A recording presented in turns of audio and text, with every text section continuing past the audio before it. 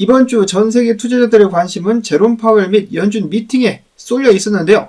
갑자기 난데없이 그 누구도 예상하지 못했었던 중국의 AI 프로젝트가 모습을 드러내면서 미국 증시, 특히 기술주를 강하게 뒤흔들고 있습니다.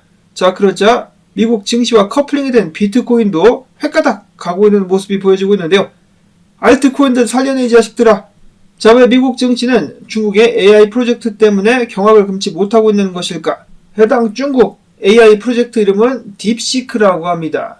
듣자하니 중국의 20대 10명이 뭉쳐가지고 만든 AI 프로젝트다. 그렇다 저렇다 말이 많은데요. 일단 중요한 것은 딥시크 같은 경우 다른 AI, 특히나 챗 GPT와는 달리 최신형 칩을 사용하지 않고 저비용 싸구려 칩을 사용해가지고 챗 GPT를 뛰어넘는 성능을 내고 있는 것으로 알려져 있습니다. 자, 그리고 중국답지 않게 오픈소스야. 누구나 활용할 수 있도록 오픈소스로 해당 AI 프로젝트를 내놨습니다. 중국이 이유 없이 남 좋은 일을 할 리가 없는데 뭔가 좀 찜찜하죠. 자, 어찌됐든지 간에 자, 그러자 고급형 칩을 생산하고 있는 엔비디아 바로 뒤지게 얻어 터졌고요. 자, 그리고 싸구려 칩만 사용할 수 있는 것이 아니라 AI를 훈련시킬 때 드는 비용 또한 100분의 1 정도로 굉장히 낮은 비용이 들어간다라고 합니다. 자, 그러니까 말 그대로 가장 싸고 성능은 더 좋은 제품이 나와버렸다라는 것이죠. 자, 챗 GPT 같은 경우도 지금 발등에 불이 떨어졌을 것 같습니다. 자, 그런데 여기서 몇 가지 잠깐 짚고 넘어갈 수 있는 것은 어째서 중국은 가격이 싼 칩을 활용할 수 있는 AI를 개발하게 되었을까? 바로 미국이 칩 수출을 막아가지고 선택의 여지가 없어가지고 싸구려 칩으로 계속해서 개발을 하다가 오히려 이런 성과를 낼 수가 있었다라고 하고, 두 번째로는 한 유저가 야 딥시크 너 시진핑핑에 대해서 어떻게 생각해? 라고 물어보자 아니나 다를까 시진핑핑이를 굉장히 위대한 지도자로 묘사를 하고 있었다고 합니다. 성능은 좋을지 몰라도 사상이 아주 불순한 공산당 AI라고 볼 수가 있겠는데 한때 또 다운이 되기도 했었다라고 하네요. 그래서 어떤 사람은 일단 싸구려 중국산 AI 때문에 미국 기술주가 망가지고 암호화폐가 떨어지는 것이 말이 되느냐? 빨랑빨랑 말아 올려라! 라고 핀잔을 주기도 했었습니다. 자, 그런가 하면은 이런 식으로 미국 증시가 빠지고 있는 것은 비단 딥시크뿐만 아니라 저번 주에 일본 중앙은행이 금리를 인상한 것 때문에 그 여파가 지금 나오고 있는 것이다라는 평가도 있습니다.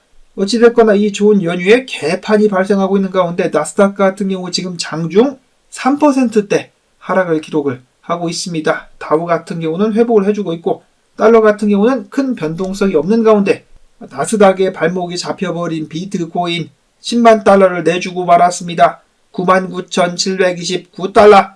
이더리움은 3,078달러에서 거래가 이어지고 있습니다. 암호화폐 투자자들은 속이 쓰립니다. 저렇게 미국 증시가 나락으로 가고 있기 때문에 연준은 증시를 생각해서라도 금리를 좀 내려줄 수도 있지 않을까라는 희망회로도 잠깐 돌려보기도 합니다. 자, 그건 그렇고 또 샀다. 마이클 세일러. 마이크로스트래터지가 저번 주에 평단 105,596달러에 비트코인 11,107개를 추매했다라고 밝혔습니다. 물렸습니다. 그럼에도 불구하고 상남자 마이클 세일러는 전혀 개의치 않겠죠. 계속해서 비트를 사서 모아갈 것으로 예상을 해볼 수가 있겠으며, 자, 한편 비트코인 가격이 쏟아지자 숏 포지션에 많은 사람들이 몰렸다라고 합니다. 비트코인 10만 달러를 깨면서 롱 포지션이 대거 청산되기도 했었는데 추가적인 하락을 노리고 숏쟁이들이 몰리고 있다. 니들 그러다 뚝배기 날아간다. 조심해 숏쟁이들. 자, 어찌됐든지 간에 비트코인은 위기를 맞고 있는데 만약에 91,300달러가 깨진다. 그러면은 더블탑 쌍봉이 나오게 되면서 75,000달러까지도 개떡락하게 될 수 있다라고 코인데스크가 경고를 하기도 했었습니다. 자, 정말 그렇게 될 수도 있겠는데요. 그만큼 지금 상황이 공포에 다다라가고 있다라고 볼 수가 있겠습니다. 아서 헤이즈 같은 경우는 비트코인이 7만 달러까지 떨어졌다가 조정 후에 25만 달러까지 상승하게 될 것이다라고 주장을 했습니다. 비트코인 정말로 7만 달러대까지 떨어지게 된다면 시즌 종료라고 하면서 많은 사람들이 떠나게 되지 않을까 하는 생각이 듭니다. 알트코인들은 상상하기도 싫습니다. 자, 한편 비트코인이 약세를 보이고 있는 가운데 대형은행 스탠다드 차터드의 암호화폐 연구 책임자 같은 경우는 뭐하고 있어? 하락하면은 주워야지. 비트코인이 하락했을 때 절망하지 말고 추매를 할 것을 권고를 하기도 했었다라고 합니다. 자, 한편 비트코인 급락하게 되면서 CME 갭을 만들었습니다. 105,000달러대 CME 갭이 생겼어요. 지금부터 V자 반등하면서 이거 메꾸러 갈 수 있으면은 정말 좋겠는데 10만 달러 회복을 하는데 굉장히 많은 어려움을 현재 겪고 있습니다. 7만 8천 달러대 CME 갭이 또 있기 때문에 이거를 노리는 사람들이 많이 또 생기지 않을까. 자, 그런가 하면은 아직 끝나지 않았다. 비트코인은 하락을 했음에도 불구하고 추세저항 뚫은 다음에 저항 아래로 다시 내려가지는 않고 있습니다. 오히려 지지 확인을 한 번 더 다시 하면서 반등의 기회가 될 수 있지 않겠느냐라고 매매 분석가들은 지금 현재 기대를 걸어보고 있는 중. 자, 그러나 만약에 해당 자리가 뚫리게 된다. 97,000, 8,000 자리가 뚫리게 된다면 추가적인 하락이 나오게 될 수도 있겠죠.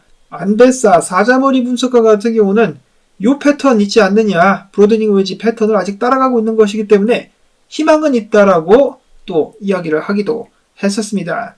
희망은 언제나 있다. 돌아라 희망회로 가지가. 렉스캐피탈 분석가 같은 경우는 아쉽게도 비트코인이 주요 저항 위에서 일봉 마감을 해주지 못했지만 지금 하락하면서 마찬가지로 비슷한 의견이죠. 추세저항 리테스트를 마쳤다라고 이야기를 하고 있습니다. 지금부터 비트코인은 어디로 가게 될 것인가? 트레이더 엑소 분석가 같은 경우는 FOMC 연준의 금리 관련된 결정 및 미팅을 일단 지켜보고 난 후에 만약에 그 후에도 비트가 96,000에서 98,000달러짜리를 유지할 수 있다라면은 그때부터 롱 포지션을 들어가겠다라고 이야기를 했습니다. 벌써부터 너무 서두를 필요가 없다라는 것이죠. 기다렸다가 연준 발표 이후에 시장 상황 보고 들어가겠다. LG 분석가 같은 경우는 하락했지만 여전히 범위 내다라고 이야기를 해주고 있습니다. 최근에 있었던 저점과 고점 안에서 비트코인이 움직이고 있다는 것이죠. 그렇기 때문에 지금 벌써부터 너무 패닉에 빠질 필요는 없다. 특히 미국 기준으로 월요일 같은 경우는 변동성이 심하기 때문에 본인은 그 어떤 거래도 하지 않고 일단 월요일은 지켜보고 있다라고 이야기를 했습니다. 이더리움 같은 경우도 많이 빠졌지만 예상했던 바다 해당 저항 뚫지 못했기 때문에 이 정도까지 하락하는 것은 전혀 이상한 것이 아니다라고 그는 이야기를 했었고, 또한 이더리움에 대해서 트레이더 엑소 분석가 같은 경우는 마찬가지입니다. 연준의 발표 이후에 시장이 어떻게 반응을 하는가, 이더리움이 2850에서 2900달러대를 유지해 줄 수 있다면 그때부터 또 롱 포지션을 들어가게 되겠다. 그러면 해당 범위 상단인 4000달러대까지 상승을 기대해 볼 수가 있다라는 것이죠. 그런가 하면은 커브 파이낸스 해달 해시 그래프의 상승을 기가 막히게 맞추기도 했었던 크레더블 크립토 같은 경우는 이더리움이 이번 사이클 내에 2만 달러까지 상승할 수 있을 것이다. 500%의 개떡상을 전망하고 있다라고 밝혔습니다. 특히나 지금 이더리움이 저평가된 상황에서 진입하는 것은 매우 긍정적이다. 추가적인 하락 20%까지도 나올 수도 있겠지만은 향후 몇 달 내로 500%의 상승을 보여주게 될 것이다라는 예측을 남겼습니다.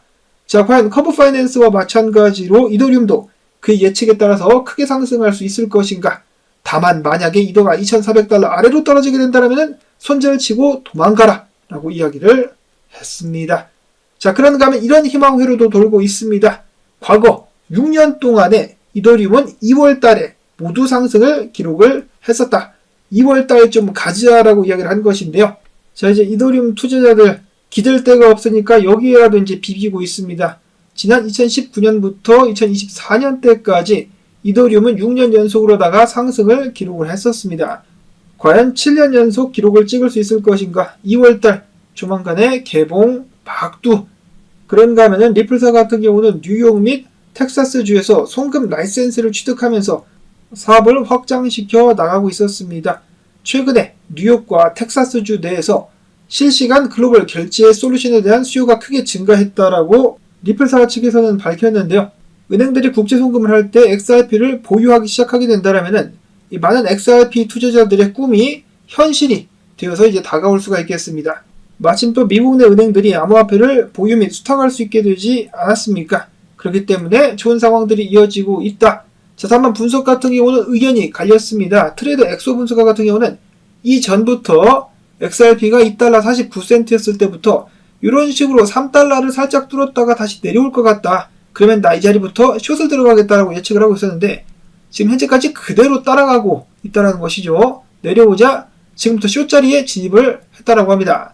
그래서 추가적인 하락을 예상을 하고 있다는 것인데 일단 목표가를 보아하니 1달러 20센트까지 하락하는 것을 염두에 두고 있었습니다. 반면에 꾀꾀 오리선등 같은 경우는 사토시 차트상에서 XRP 반등하는 거 봐라. 다른 코인들에 비해서 월등하다라고 하면서 XRP가 아직도 강세를 보이고 있다는 점을 강조를 했습니다. 과연 암호화폐들은 조만간에 큰 반등을 이뤄낼 수 있을 것인가? 제롬 파월이 금리를 내려주면 정말 큰 도움이 될 수 있을 것 같은데, 자, 어찌됐거나 1월밖에 되지 않았는데 2025년 벌써부터 많은 일들이 발생하면서 투자 시장을 굉장히 어지럽게 만들어주고 있습니다.